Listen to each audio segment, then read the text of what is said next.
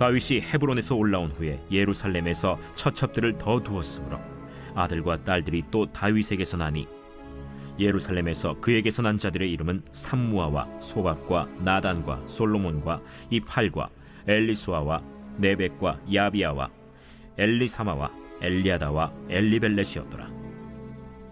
이스라엘이 다윗에게 기름을 부어 이스라엘 왕으로 삼았다 함을 블레셋 사람들이 듣고 블레셋 사람들이 다윗을 찾으러 다 올라오매 다윗이 듣고 요새로 나가니라. 블레셋 사람들이 이미 이르러 르바임 골짜기에 가득한지라.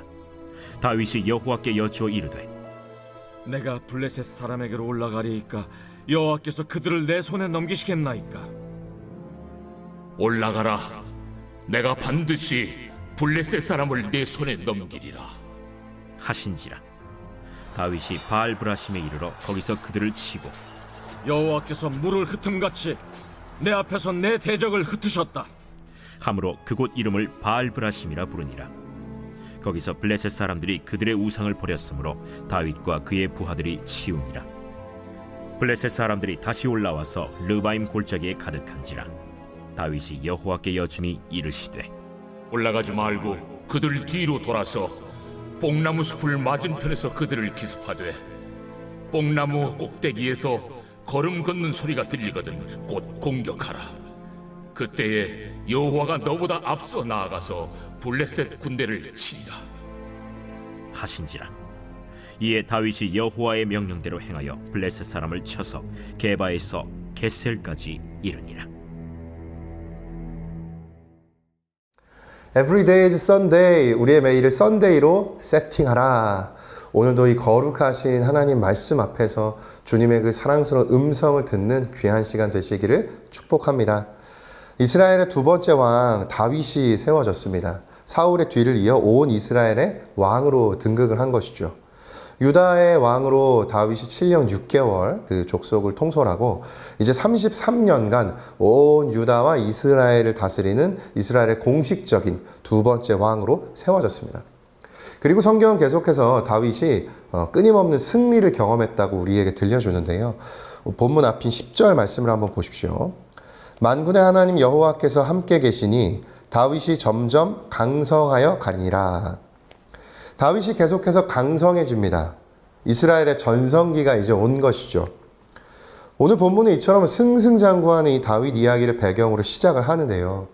오늘 본문을 통하여서 하나님께서 들려주시는 두 가지의 메시지를 살펴보기 원합니다.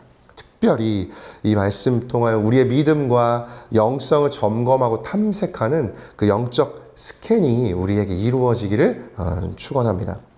그 첫 번째 메시지는 틈을 주지 말라, 교만을 뽑으라는 것입니다.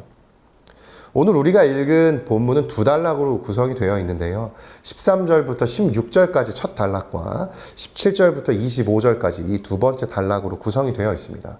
이 앞단락인 13절부터 16절은요, 다윗이 예루살렘에서 낳았던 이 자녀들을 소개하고 17절부터 25절 두 번째 단락은 다윗이 블레셋과의 전투에서 승리를 하는 내용입니다. 그런데 이 본문 첫 단락인 이 13절부터 16절이 기록된 위치가 좀 독특한 것을 알 수 있어요. 이 사무엘하 5장을 읽어보시면 맨 서두에 다윗이 이스라엘의 온 나라의 왕으로 세워집니다. 그리고 시온성을 빼앗고 그곳을 다윗성으로 세우며 다윗이 계속해서 승승장구의 이야기를 들려줘요. 그렇다면 오늘 우리가 읽은 본문에서도 자연스럽게 이어질 수 있는 본문은 두 번째 단락입니다. 바로 블레셋과 또 전투하고 승리하는 다윗의 이야기가 나오는 것이 너무나 자연스러운데 독특하게도 오늘 본문의 첫 단락 다윗의 자녀들의 출생 이야기가 잠깐 등장을 하고 있는 것이죠. 왜 이 위치에 성경은 다윗의 자녀들의 이야기를 기록해 둔 것일까요? 이것은 성경이 의도적으로 다윗 이야기 가운데 복선을 심어둔 것으로 이해를 할 수 있습니다. 오늘 보면 첫 단락 바로 앞 구절인 12절에 이렇게 되어 있는데 한번 보십시오. 다윗이 여호와께서 자기를 세우사 이스라엘 왕으로 삼으신 것과 그의 백성 이스라엘을 위하여 그 나라를 높이신 것을 알았더라. 그러니까 12절까지 다윗의 믿음은 자신의 모든 것을 하나님이 행하셨다는 이 믿음으로 채워져 있었습니다. 성경은 다윗이 이 믿음과 신앙으로 가득 채워져 있었다는 것을 우리에게 12절 말씀을 통해 알려줘요. 그런데 이 믿음을 가진 다윗을 소개한 이후에 본문이 이렇게 13절에서 이야기를 전환합니다. 다윗이 헤브론에서 올라온 후에 예루살렘에서 처첩들을 더 두었으므로 아들과 딸들이 또 다윗에게서 나니.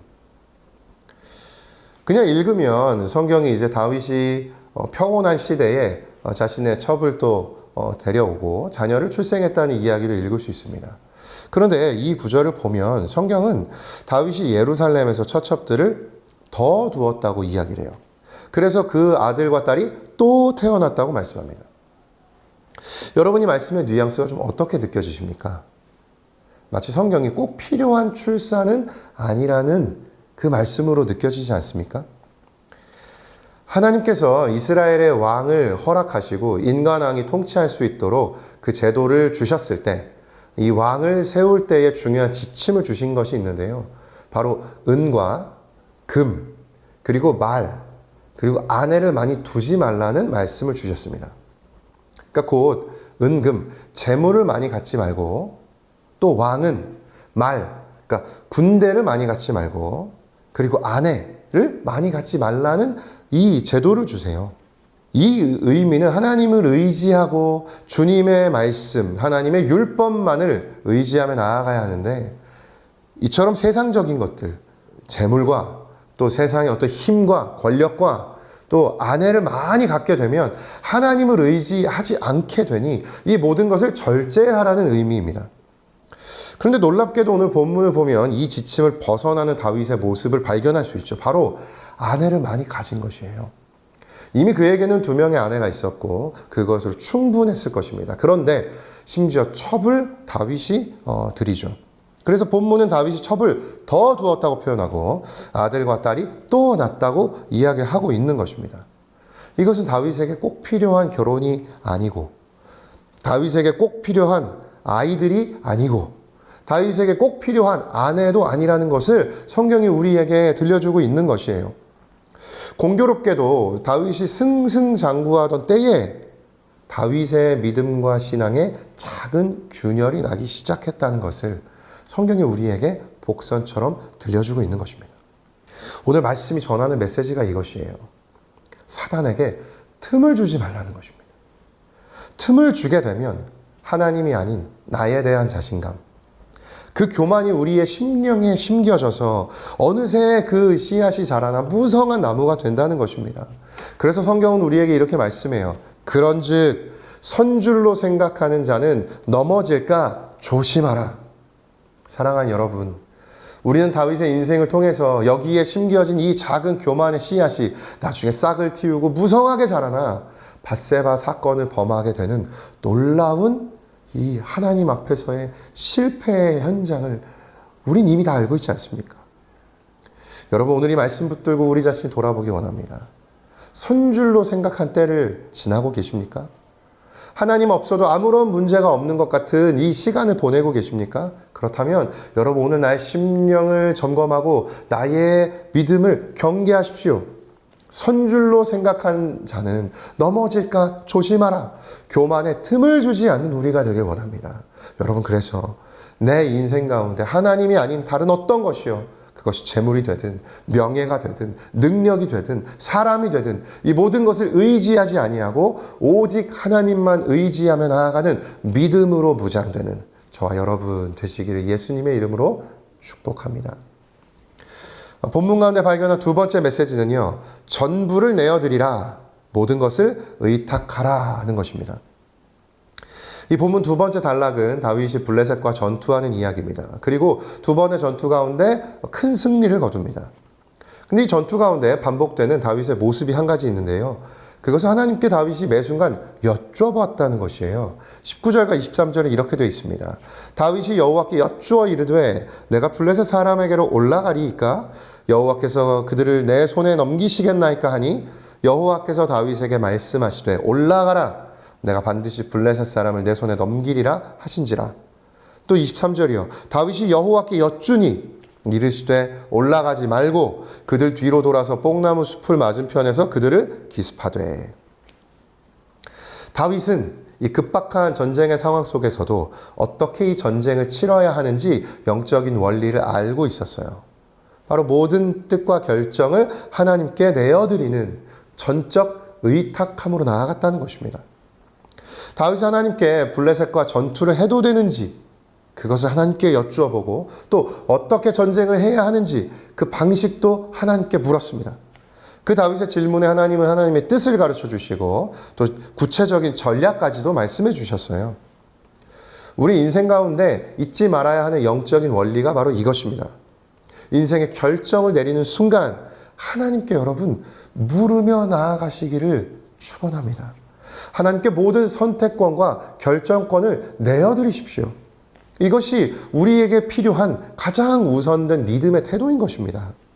아무리 중요하고 아무리 급하다 할지라도 지금 결정을 내려야 한다 할지라도 여러분 이 영적인 순서를 잊지 마십시오. 내가 결정하기 전에 먼저 하나님께 물으세요. 다윗은 목숨의 위협이 가득한 이 전쟁터에서도 여러분 바로 전쟁하지 않고 수비하지 않고 하나님께 드리는 예배 자리를 그가 지켰습니다. 하나님께 물었습니다. 주님의 뜻을 구했습니다. 그래서 그가 인생 마지막에 이렇게 고백한 것 아닙니까? 사무엘하 22장 2절과 4절이요. 이르되 여호와는 나의 반석이시요 나의 요새시요 나를 위하여 나를 건지시는 자시요 내가 피할 나의 반석의 하나님이시요 나의 방패시요 나의 구원의 뿌리시요 나의 높은 망대시요 그에게 피할 나의 피난처시요 나의 구원자시라 나를 폭력에서 구원하셨도다. 내가 찬송받으실 여호와께 아뢰리니 내 원수들에게서 구원을 받으리로다. 전 청년들과 이 제자 훈련과 같은 많은 훈련을 하면서 가장 강조하는 것이 바로 이것입니다. 하나님 앞에 시간을 내어 하나님 앞에 엎드리는 그 하나님 편에 서는 시간, 이 시간을 평생에 이 청년의 때부터 지켜내는 훈련이 필요하다는 것이에요. 이 예배의 시간을 일상 속에서 하나 둘 타협하기 시작하면 걷잡을 수 없이 이 시간 밀려갑니다. 여러분 경험하시지 않으셨습니까? 내가 틈 나면 이따가 좀 시간 나면 하나님께 예배 드려야지, 말씀 묵상해야지. 여러분 그 기회와 시간을 사단이 주지 않습니다. 다 앗아갑니다. 말씀이 내 마음에 심겨지기 전에 길가에 뿌려진 그 씨앗을 채갑니다. 여러분 그래서 우리는 끊임없이 계속해서 훈련해야 하는 것이에요. 하나님 앞에 서는 시간을 사수하는 이 훈련과 연습이 우리의 평생 가운데 필요합니다. 그래서 이 시간을 지키기 위한 믿음과 결단, 그 선택을 내리는 삶, 그 삶이 하나님의 인생이요 하나님의 사람이 걸어가는 인생의 걸음인 것입니다. 사랑하는 여러분에게 도전합니다. 여러분 내 인생의 작은 것 하나라도 하나님께 내어드리는 그 결정권을 주님께 드리는 의탁의 삶으로 나아가시기를 도전합니다. 전적 의탁의 삶을 살아가시기를 결단하십시오. 전부를 내어드릴 때 하나님께서 가장 아름다운 주님의 길로 우리의 걸음을 인도하실 것입니다. 그 다윗이 경험한 그 은혜가 20절이에요. 다윗이 바알브라심에 이르러 거기서 그들을 치고 다윗이 말하되 여호와께서 물을 흩음같이 내 앞에서 내 대적을 흩으셨다 하므로 그곳 이름을 바알브라심이라 부르니라. 하나님께 모든 것을 맡겨드릴 때 하나님께 맡겨드린 모든 것을 주님이 이루어 주시는 줄로 믿습니다. 이 단순하지만 가장 강력한 영적인 원리, 하나님께 맡겨드리는 것, 이 원리를 따라 평생을 살아가는 우리가 되기를 소망합니다. 그래서 신명기 1장 30절이요. 너희보다 먼저 가시는 너희의 하나님 여호와께서 애굽에서 너희를 위하여 너희 목전에서 모든 일을 행하신 것 같이 이제도 너희를 위하여 싸우실 것이며. 아멘.